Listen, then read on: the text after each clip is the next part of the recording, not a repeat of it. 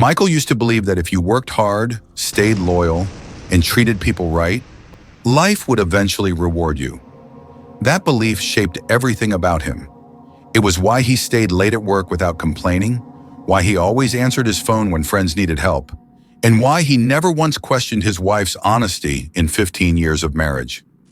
He lived in a quiet neighborhood outside Columbus, Ohio, the kind of place where lawns were trimmed every Saturday and neighbors waved without really knowing each other. His mornings were predictable. Alarm at 6, coffee while the house was still silent, a quick shower, then waking the kids, Evan, who was 11 and always moving too fast, and Claire, 8, thoughtful and quiet like her father. Laura, his wife, usually stayed in bed a little longer. She worked part-time from home, and Michael liked that she could be there when the kids came back from school. To him, it felt like stability, like success. On the outside, their life looked complete. That was the lie. Michael's best friend Aaron had been part of his life since college. They met freshman year, bonded over late-night study sessions and cheap pizza, and stayed close long after graduation.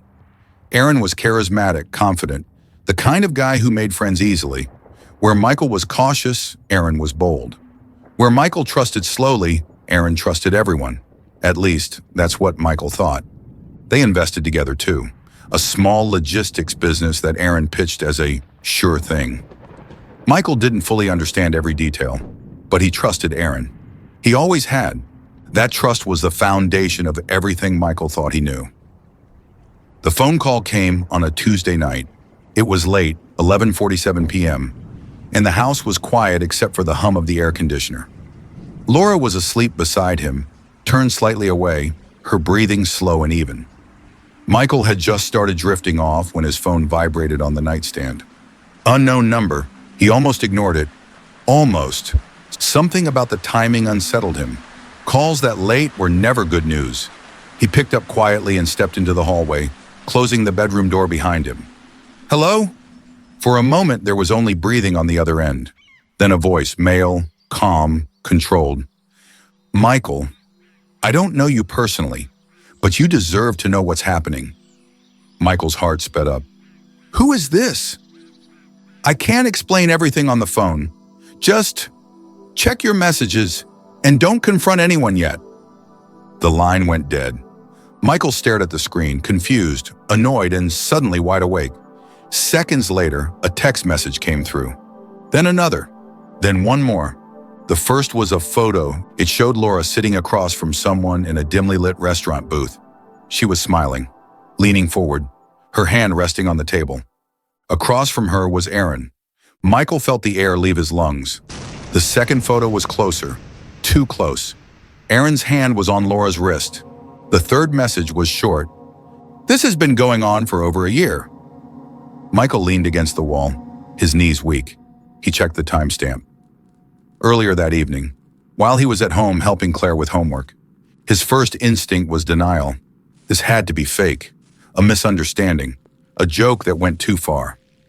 He walked back into the bedroom and watched Laura sleep. She looked peaceful, innocent, the woman he had built his life around. He didn't wake her. That night, Michael didn't sleep at all. The next morning unfolded like any other. Breakfast, backpacks, shoes by the door. Laura chatted about a new recipe she wanted to try. She kissed him on the cheek before he left.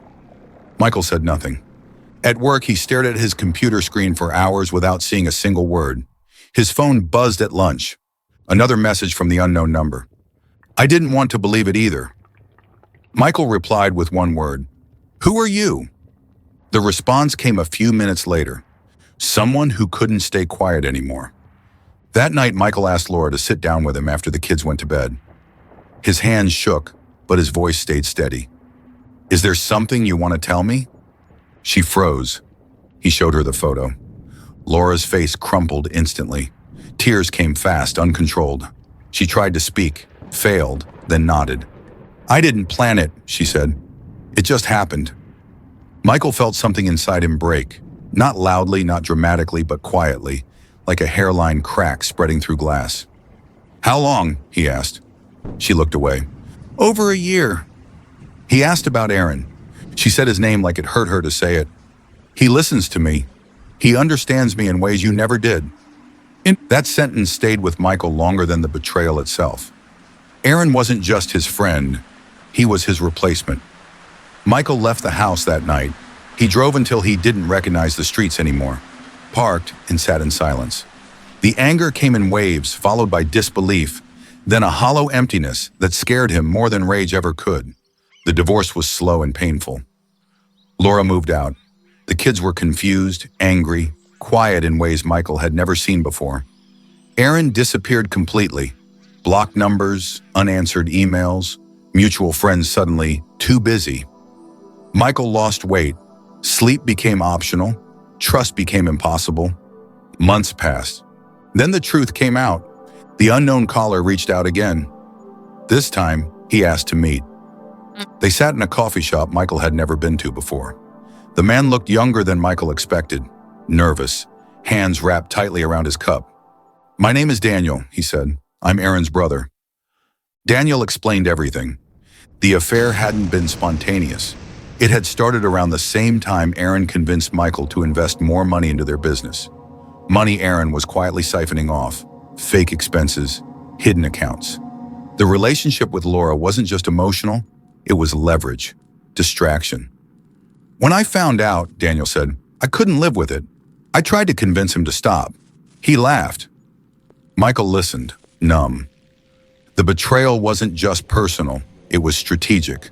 Legal action followed. The business collapsed. Aaron vanished entirely, leaving behind debt, damage, and silence. Michael rebuilt slowly. Therapy, new routines, learning how to be present for his kids while carrying pain he couldn't explain to them yet. Years later, Michael says he doesn't regret trusting people, but he learned something he wishes he'd known sooner. Trust should never replace awareness. Love should never silence intuition. And the people closest to you should never be above accountability. Some stories don't teach you how to win. They teach you how to survive. And some lessons only come after everything you believed in falls apart.